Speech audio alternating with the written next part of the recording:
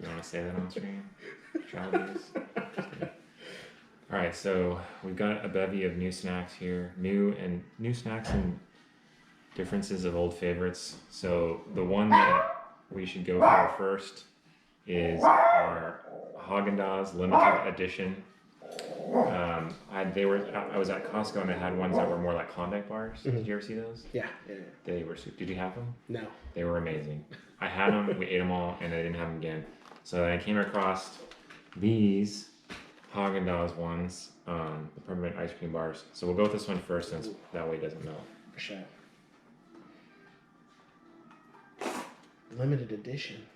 That's how they get me. Till next year, yeah. Anytime anything is limited edition, I'm all over it. I know, man. Limited edition or new. That's the marketing. I'm gonna put this away so it doesn't melt. Then they gotta word it differently, you know, special batch or Limited reserve. whatever. I'm a sucker for it all. Me too.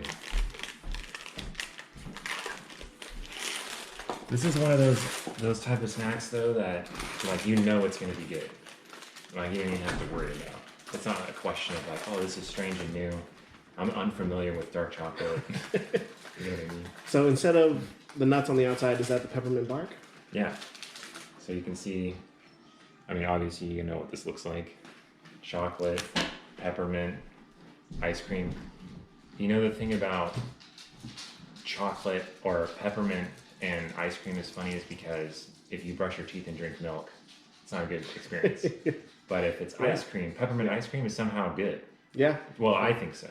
But I think that's why they use dark chocolate, because there's less milk in it, right? Yeah.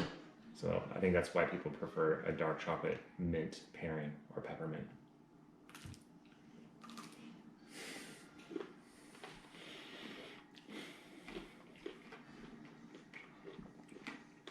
I mean, obviously it's Amazing. Super good. I feel like Is the Klondike bar ones were better in the sense that it had like a cookie layer, so it had that different texture. Okay. But then you had to hold it in your hands, and I like to eat it slow and like savor, you know. that last bit becomes a goopy mess sometimes. Yeah. Which is why I like this. Which I wish there was like a hybrid that had the cookie layer on the bar together. But the chocolate's super rich. I think about, remember that show? It was like snack or like candy history with the dude from Double Dare. Yeah. Yeah. They did one about ice cream, which was pretty interesting, and they talked about they would sell just like licks. I don't know how many licks you get. They call them like nickel licks. And they used to put like cut it with like chalk and stuff to like stretch it out.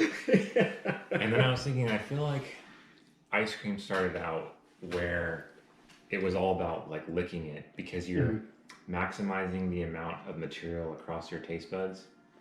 But then if you get ice cream and you take like a giant spoonful and eat it, there's so much of the ice cream that's not touching the surface of your tongue, so you never actually get to see what you're like wasting it kind of. It's like longevity of your ice cream is like guzzling soda, and you're only tasting like a part of it. Yeah, the sliver that hits your tongue. No. Would this be too much if they did it with like a chocolate ice cream? Probably. I think the vanilla cuts it Probably. just enough. The vanilla part, I feel like, is the ice cream mint too, or is it just ice cream? And the mint that I'm experiencing is the peppermint bark and the chocolate. I think it's just the bark. I need to get just.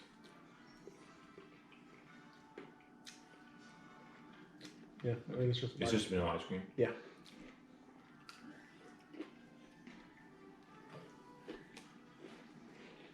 I think these are the last ones that were there. Otherwise, I already got 2 packages. So, the big story on social media is Alec Baldwin's wife. Did you hear about this? So, Alec Baldwin's wife, she basically pretended to be Spanish. Okay. So, the most infamous clip is where she was on like one of those Today show, like Good Mornings. Yeah. And she was like, oh yeah, you get the peppers and you get the chili, and then how you say cucumber in English, right? Like that level of faking being Spanish. Yeah. And she says like she's born in Boston. She's like 100% Boston. She's like Mark Wahlberg Boston. Yeah. And she's been faking being Spanish and like having Spanish heritage and like not knowing English. And so of course the internet goes wild. They are digging up every single little piece of information about it and like putting her on blast so hard. Did somebody just decide to look into it and found out, or did she slip up somewhere and no? Well, I think it's just start like talking about Pocky Khan, Habad or something. Somebody just put it together, like internet sleuth. They were sick and tired of it, I guess. Well, probably somebody she grew up with. Well, they did. They pulled up people from like her past, like her whole life. Yeah. And they came out of the woodwork after this was all going around and were like, oh, I knew her, like she ain't Spanish, like she's faking it and stuff. And I was like, man, imagine that level of like awkwardness and like how you... I mean, how do you get to the point where you're like, I need to fake being Spanish? Well, I think it's one of those things where it's a gradual. Like or maybe, somebody's like, oh, you have nice tan that you keep year round. She said she visited Spain, right? Uh-huh. So maybe when she would vacation there when she was young, she would try to sell herself as being Spanish, maybe. Okay. And then a couple people bought it. So then she thought maybe take it to the next level. But it's hard to do that 100% consistently. You know? Yeah. It's like The Prestige. Remember how in The Prestige there was a guy who acted like a cripple all the time? He was actually super strong, and he would hold the globe full of water. It's like that. It's hard to be fake Spanish 100%. Like, she couldn't method act her way. And so they found little slip-ups where she would be talking, or she would be like doing something where she was just like, hey, what's up? Like normal, you know? And then her name is like Hillary, but then she made it like, I don't know, it's like Hidalgo or something. It's just something like trying to super Spanish it up, like Joe Dirte. Yeah. And I think like maybe due to the political climate and Corona, people want to break from that real serious, high stakes news. And they just want some crazy Hollywood, fake Spanish people type news. And I feel like people get so much more passionate about this sort of thing because there's so much material than they would over like if someone just shot somebody. You know what I mean? Yeah.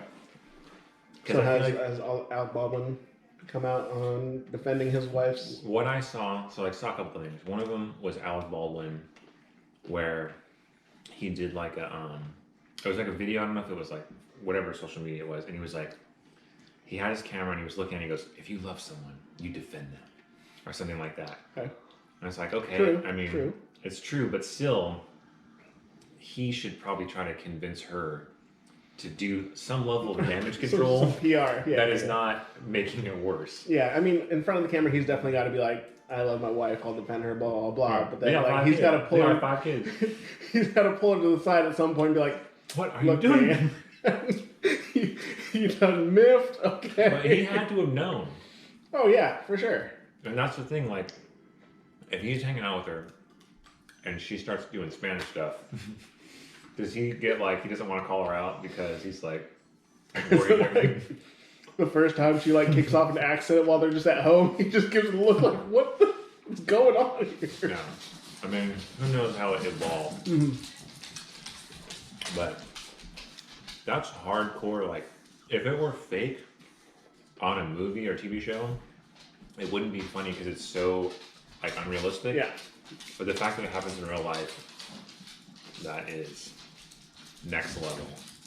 Next level cringe, next level awkwardness. Okay. Oh yeah, so then the other thing was Donald Trump Jr., due to like Alec Baldwin portraying Donald Trump on SNL, he tweeted out, Alec Baldwin should play himself while they do a skit making fun of his wife. And it'll be the funniest thing that SNL has done in years. And I was like, that's It's pretty good. Because I guarantee if Alec Baldwin wasn't super involved with the show at this point, they would definitely do a skit about her. Oh, yeah. They would have to. Especially if she was, you know, like some governor's wife or something, like a politician's wife. Yeah. Or any sort of celebrity. I mean, they would just be pretty relentless. Oh, yeah. Like, Oh, yeah. I was, there's a clip of SNL, which was Chris Farley, and he was portraying this kid, and he's at a baseball game, and he's like, go Yankees, I think, and he like gets hit in the face with a baseball. Go Yankees, go Yankees! Oh yeah! I love you, Wade Bobs! Oh yeah! We want a banner, not a wooden ladder! We want... You okay, son? Come on, you're okay.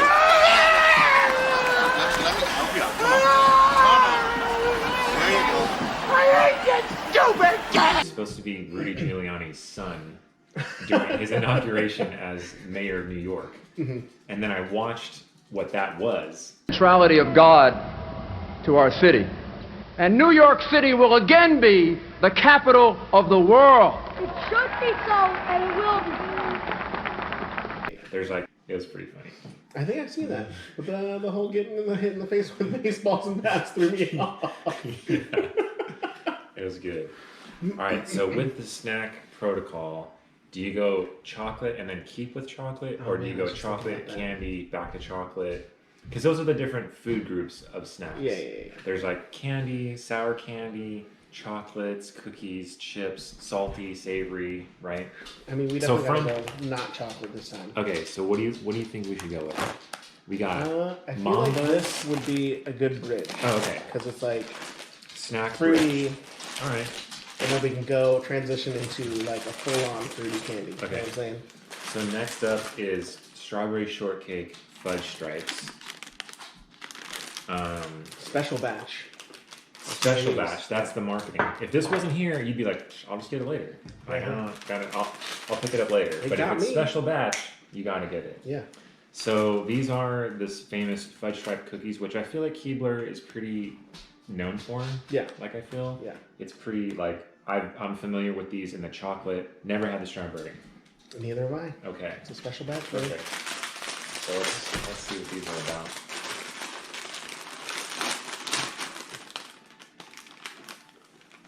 So, you know, it kind of reminds me of the golden Oreo. Yeah, it looks more yellow than normal. Yeah.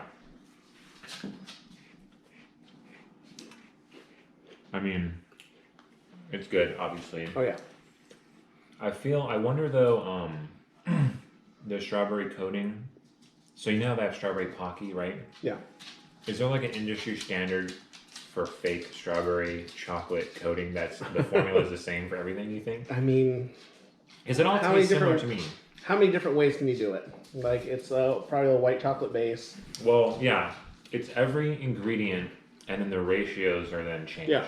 So they like do a higher milk ratio, a higher cacao ratio, or no cacao at all, Yeah. right? I mean, I feel like a lot of it just tastes the same to me, but there were these Japanese candies called Apollo, Okay. and they were like little triangle cone shaped things. And the top half would be strawberry, and the bottom half would be chocolate. Okay. And those are probably my favorite strawberry. They're called Apollo? Yeah, And then there's like a cookie. it's like a little nugget of chocolate. Like just chocolate. Bottom half would be chocolate, top half would be strawberry. Ooh, okay. But I feel like that was different than like what's on here or what's on the strawberry Pocky. So the strawberry part of it was like way better. Can't find them anywhere though. I See, probably have to go to Japan to get them. I think that I like strawberry flavor because it's a strong flavor, but when it's the strawberry coating white chocolate, it's not, the strawberry taste is not super strong. Yeah. You know what I mean? That's why my favorite strawberry thing was strawberry chocolate milk, where you put way more than would probably be like recommended, you know, like they like intended for you to put, Yeah. and then it would be so rich of that strawberry flavor.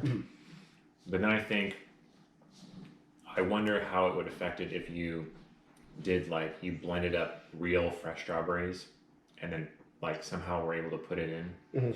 Like really good high quality vanilla ice cream with fresh blended strawberries, I feel like would be superior than if you bought strawberry ice cream. You know what I mean? Yeah. I thought we should test that. We should also go with like the freeze dried ones. I feel like they maintain their flavor quite well. I feel like if you did a combo, like if you put in, so imagine you liquefy the fresh strawberries and blend that in, and then if you had the freeze dried ones as like the texture chunks to give your mouth the texture, that would be good. I've seen when they make like, you know, Oreo crusted cheesecake type thing, and they do like, it's always the same trend where they go like this and it's like goes from the eggs to the thing, and then they make it, and then but when you see what goes into it, you're like, that's gonna kill you. Like that was so much butter and sugar. Oh, the first time I made fudge, I was like, how do I eat so much of this stuff? You told me about that, and I was like, wow. It's one of those like seeing the sausage made. Type, where it's just like, because if you think about eating that stuff individually, you would never do that. Yeah. But then if it's in a cake form, you're like, Fred, come on, give me another piece.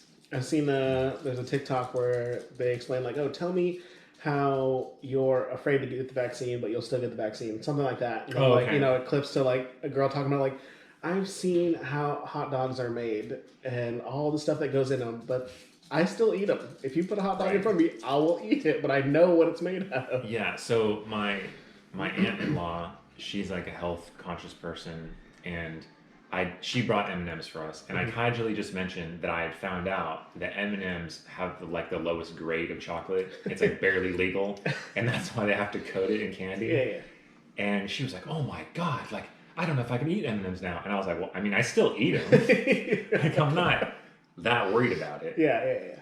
Because I mean, like they talk about allowable content when they make food, and they're like, you can have like 5 bugs per whatever. And it's like, well, they're just bugs. You're inhaling bugs that are small all the time. They're microscopic, right? Yeah.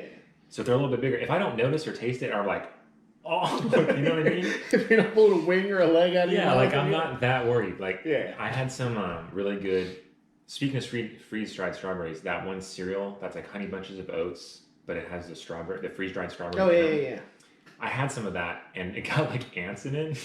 And I was really wanted it, and I saw the ants on there, and I was just like getting them out, and I'm like, how many ants am I comfortable? Like, what is my personal allowable content right now? Yeah. Because there was so many. And I remember another time, Lee made banana bread that was like ultra chocolate banana bread, and it had aluminum foil over it, and it was like audible. Like how many ants were like you could hear them, and I was just like, oh hell no! Somebody left some Rice Krispies in this. It was like the most ant infested thing ever. It was crazy. All right, what's the next thing? The thing that we have so we have Mamba Sticks, and then we have Twizzlers, the ones that are filled with the cream, and the Nerds. I think our most candy type. I think you already got these. Okay. I've never had Mamba Sticks. So I've never had Mamba Sticks. I've seen these, and I was like, oh, I need to get those. Mambas, to me, are like the nesting doll / like Inception of packaging. There was like 3 layers. Yeah. And then by the time you ate them all, you had like so much wrapping everywhere. Stuff, Yeah, so I think this was maybe an effort for them to kind of bring the brand back. Because Mambas, I remember there was a peak Mamba at some point where all the kids were eating it, and that's when I like had the Mambas, and then they kind of fell off a little bit, and now I think this is a resurgence. I have a theory that there's like one guy or a handful of like industry superstars who first they worked at like Jelly Belly, and then they went to like Nabisco, and they just did the whole Oreo thing where they did everything Oreo, and then they worked at like Kellogg's, and they did all the Pop-Tarts, and they're just like rotating around. And now they've reached the Mamba people. Stewart? I don't even know. I wonder if it's the same people who made Mamba back when I first had Mamba, you know? So this is supposed to be 2 flavors in one, which I always think is a stretch because we were like, this is cherry and apple. Like, and a lot of times with Mambas or other type of candy, you're just wolfing them down like so many that it's a big flavor gangbang anyways, right? It's all gonna get stuck in your teeth. So we got a cherry, apple, watermelon. We have was this mango strawberry? Yeah, a couple different flavors, and they've gone with the Tootsie Roll style packaging. Yep. Which I feel like is pretty good since this. I think it's just colored paper. Right? There's probably another piece of packaging underneath here, like the clear white one. So we got a pineapple orange and a watermelon raspberry. Which one are you gonna do? You go first, and then let's... mango's my favorite fruit. So is it? So it's mango. What? This is mango strawberry. Mango strawberry. I think that's pretty classic combo. Yeah, mango strawberry. Classic new age combination. Yeah. Mango strawberry. That's one of my go-to as far as like boba. Yeah. Fresh fruit. Did they have? So remember the bursting boba? Yeah. What were the bursting flavors? I know they have a strawberry and a mango. Lychee was one of them. Yep. And there's a strawberry and a mango. Mm-hmm. See, I always get the same one because I'm too I don't want to veer off. So I always get taro and lychee. Because it's like potato flavor, but it's like just sweet potato. Somehow it feels like it's not as bad for you. like when you do green tea Kit Kats and you're like, it's green tea. Yeah. So this is it's got a Haichew vibe to it. Haichew? Yeah, but a little bit softer. All right, so Haichew a little. We have some Haichews. I brought these out so we could do a compare with these. I'm gonna go with something that's along the same lines as a Haichew. I think this is orange pineapple. So there's pineapple Haichew, so we can see.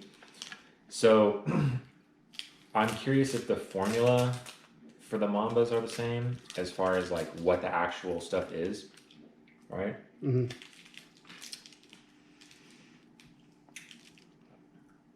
Yeah. I mean, obviously they're good. I mean, I didn't know Haichew contained soybeans. I always feel like Haichew has almost a creamier taste. Maybe there's a milk somewhere in there. This is more tart than Haichew would be. Yeah. So that's, I think, the orange. The orange flavor is a lot stronger than the pineapple flavor for these. Yeah, I definitely got more mango than strawberry in this, which is, I feel that's kind of surprising. I mean, and I feel like they're pretty equal, but Chewy candies, the recipes that they make in the factory, it's the gelatin and the different ingredients, and then it's the ratios, and then they kind of play with them, and that gives you the hardness factor, the stickiness factor, the chewy factor. Mm-hmm. So these seem, I would say, softer than Starburst. Would you say? Yeah. And these are kind of the candies that they kind of keep giving. Once they're in your teeth, and you're driving around, you're tasting the flavor for a while. But I feel like this form factor here might make it a little more susceptible to temperature changes. When you got a thick stack of Starburst. Right. What about Starburst made them the packaging stick? You know how it would be paper? Yeah. And you're looking at it how much of this, what's my allowable content for paper? It's furry looking almost. Because I think this is this must be some sort of wax over paper to kind of prevent that. And I don't know if, I feel like Starburst changed the formula at some point. But I know the one that was most notorious for that was Now and Later's. Yeah. They always had paper on. So it'd be Now and Later mango and paper. Yeah. You were always getting paper. I'm definitely intaking some fiber when I have a Now and Later. Yeah, but that's how the new Now and Later's, the shell shocked ones. Have you had those? No. We gotta find those. Okay. Those ones are good. And then the crunchy worms, those are my new favorite right now. Those are super good. I definitely feel when it comes to this sort of candy, you have a stickiness factor, the tartness, the fruit explosion. Because these, the fruit and stuff, your taste buds, the gleeking is happening. You got a lot of hydro going in there. But the form factor, I think, is a big part of it. Mm-hmm. Because if these were chopped up smaller, it's a different experience, right? Yeah. The ropes, remember the licorice ropes that you would get in elementary school? On Fridays you get popcorn or licorice ropes. Yeah. I think it was a 3-foot rope or a 6-foot rope, and you whip your friends with it. They knew that was gonna happen. Yeah. There's a fun factor to that, fruit by the foot or bubble tape, where it's you can just take as much as you want. And you're like eating the whole Your thing. feet last forever. Yeah. Whereas if it's just like the sticks of gum, it's very like adult. It's like kind of boring. You know what I mean? For sure. You feel like you're about to go in the office and you're trying to get rid of your coffee breath with a big presentation. But if you're rocking in there with a 6-foot tape of just bubble gum, that's just like a whole different experience. Going back to back with the Haichew, I feel like it's shinier and has more of a gum consistency. Right. Because it wasn't sticking to my teeth all over the place. I was able to chew it Right. and manage it, but this is more like a, maybe like a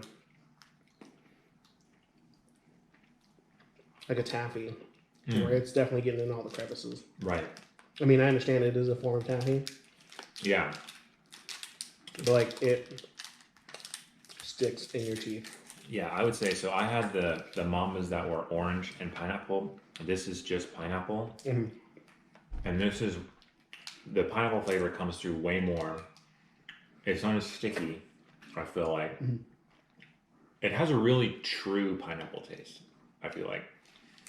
And Well, I only took a bite of half of mine and then went to the Haichew, then back to this, and I feel like there's like, you can kind of tell like little bursts of flavor of the fruit in the Mamba. oh yeah, because the Mamba has those little like, they're almost like flavor crystals. Yeah, yeah. It's like the onions in like the, what do they call them? Like the sliders, like White Castle. Yeah. That's how they're supposed to be, like Yeah. little flavor crystals. I go to Haichew a lot, way more than Starburst. I would say at this point, it's more like you feel like more ethnic somehow. You know, like the Starburst are the domestic. These are the import. They're like more fancy. Do you know where they make Haichew? That's Japan, isn't it? Is it Japan or Korea? I'm pretty sure it's Japan. I can see that.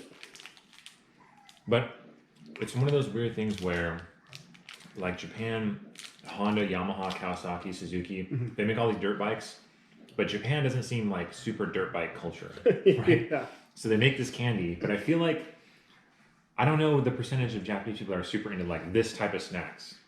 Because I feel like, obviously they have the Kit Kat thing, but that's more of like a celebration for, I guess, for tests, right? Because Kit Kat rhymes with like lucky or good luck, right? Yeah, something like What that. is it? Do you know? I can't remember, but I know. I thought you it's- took it's Japanese. Along the lines like, yeah, like 17 years ago.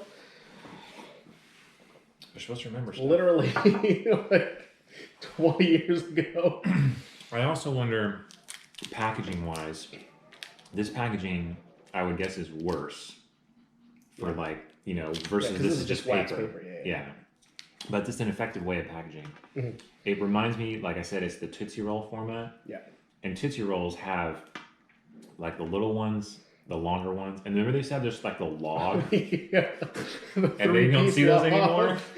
And I'm like, Pretty sure who somebody was died. who was buying all these? That they were like, and then they were like, all right, we can't do this anymore. And like Tootsie Roll, is it chocolate? Blend Could be that anything. they don't have to tell you about. Yeah, So I mean, it's definitely like a snake oil type market. I feel like, but I also feel like I can feel some of that stuff. yeah, But that's why I'm not one to like be about it every time. yeah, You know, it's just kind of like fun, and it's also kind of one of those things where if you down a thing of like blaze or assault or whatever sort of like marketing term they straight use, murder. yeah, you get it. You will get motivated now. Yeah. Because if you take that and then you're like, you know, I don't feel like working out now. You're just driving home and you're like, "Argh." Like you are kind of like, I've already stepped over the boundary. And Yeah. like now I have to work out or it's going to be really weird. I'm going to be all itchy and stuff. So I think that's one part of it that that helps. All right, so try the big sour crunchy ones. I'm going to put these on the back burner. These were good. Sour Big Chewies. These were good. Pretty good. When I first had these that weren't sour, I really like these. These are ones I come back to quite a bit. So they got bumpies on the outside. Yeah. And then I feel like the interior part of them are more like it's like clear. Like I don't know if there's any sort of actual flavor to it. Yeah, it's like translucent. But fun texture. The sour comes through pretty good, but not overwhelming. Yeah. You know, if you were to eat a whole handful of them, that might. Yeah, it's not as much texture as those clusters. Right. Because you're getting the candy shell and the outside of all of them. But you know what I'm talking about? How the interior gummy part is not as bouncy. Mm-hmm. Yeah. And so that's actually a little bit different. So with these, some people's method is to combine, they don't even look, they're just eating them. Yeah. Yeah. I like to do all the same colors at the same time to get the real flavor. Mm-hmm. What's your style? That's what I do with, gummies or like little snack pack stuff that I open up. Is I definitely try to get them same colors together. It's because we're snack aficionados. I know. We care I about. gotta know what flavor I'm eating. We care about snacks. Can't just shovel this in my mouth, but I could. Maybe the blood orange flavor translates better with the sour. Like sour blood orange is better than just a regular orange, you know? But it's pretty good. Yeah. And then I have a couple blue raspberries and watermelon. And these are made by like Willy Wonka, right? Aren't they? The brand. I remember at one point, it would actually say like Wonka on it. Mm-hmm. And they had that chocolate bar that was graham cracker and chocolate. That was really good.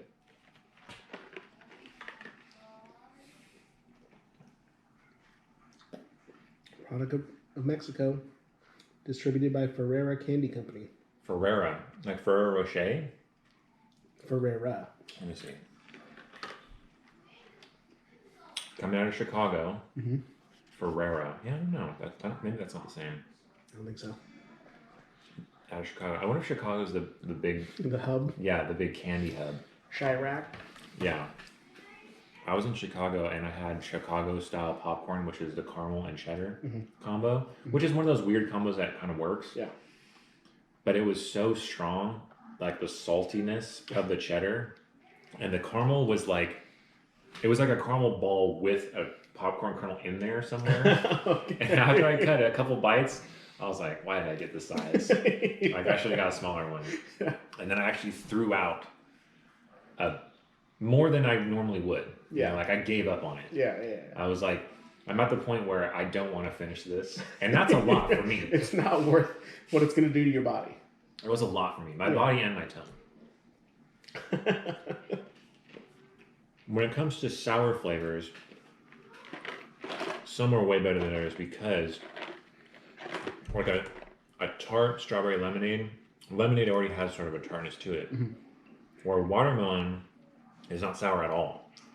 So a sour watermelon is kind of a weird, like sour blue raspberry makes a lot more sense because the natural flavor I think is more tart, more kind of sour. And you know how they say like your tongue is like sweet, it has like the different zones. Is sour and tart in the same thing? I don't think that's a thing anymore. Really? Yeah. Well, that's like the old like food pyramid, or like that's all debunked. Yep. Okay. What do they say now? Do you know? I think it's all the same thing. Really? It's just tongue. Mm. Well, that kind of makes sense because it's not like you only taste the sweetness on the tip of your tongue. Yeah. Right. Yeah. But as far as flavor profiles, do you think tart and sweet are the same, or is that a distinctly different flavor? Tart and sweet or tart and sour? Sorry, tart and sweet. Tart and sweet or tart and sour? Tart and sour.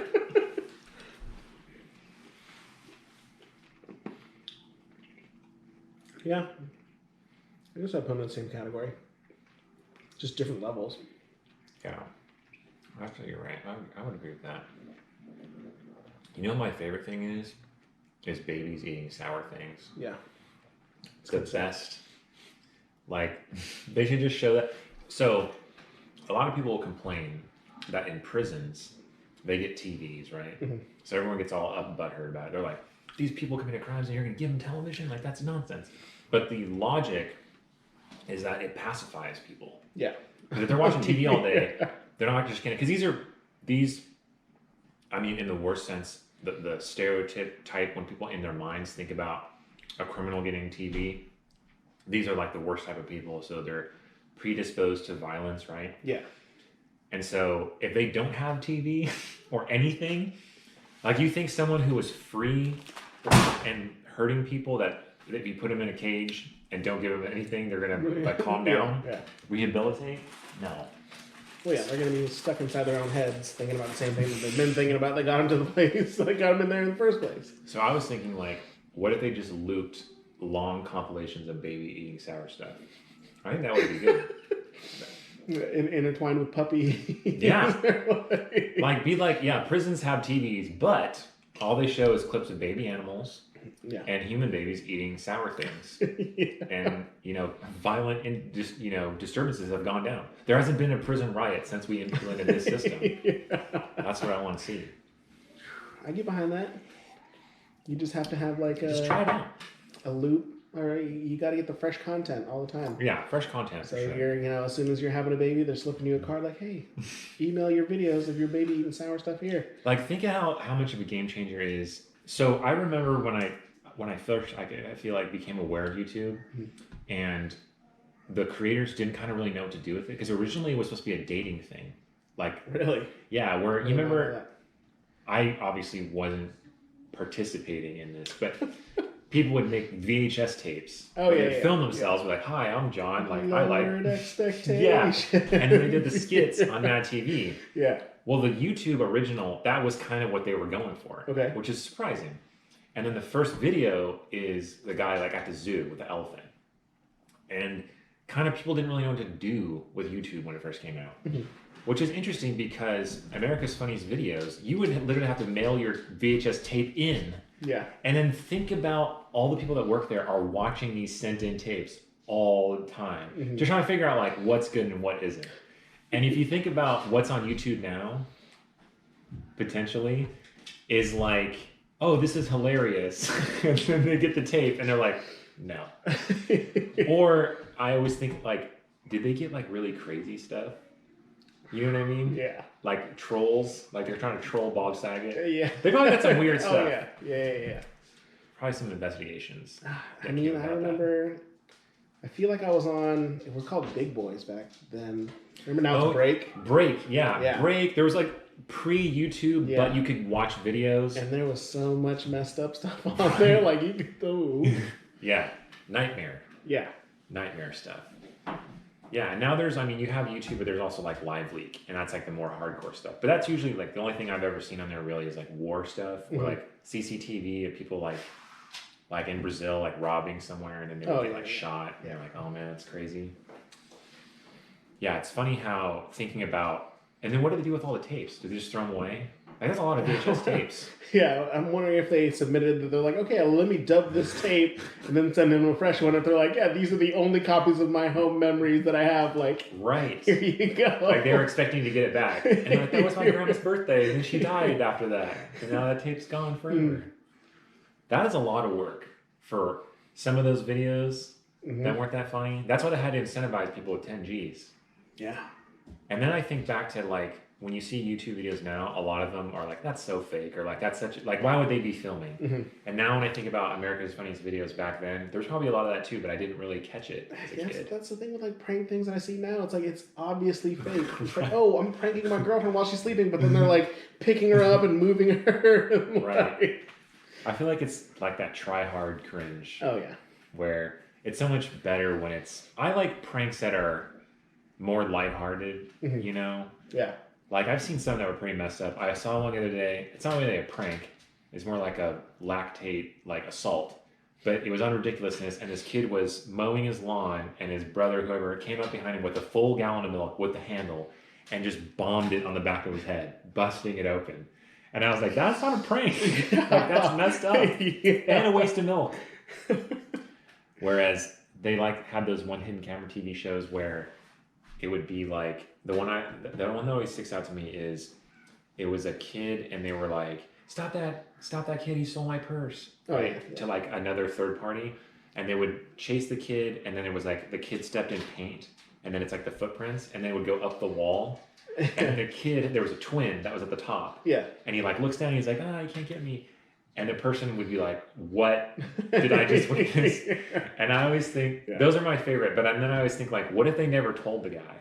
And then he just lived with that his whole life. That's the story that he tells every Thanksgiving. Like, I was chasing this kid. Yeah, he ran through some paint and he ran up a wall like Spider-Man, and he would think about that to the day he died. Yeah, he'd be on his deathbed. He's like, deet, deet. Like, I know it's true. How did it happen?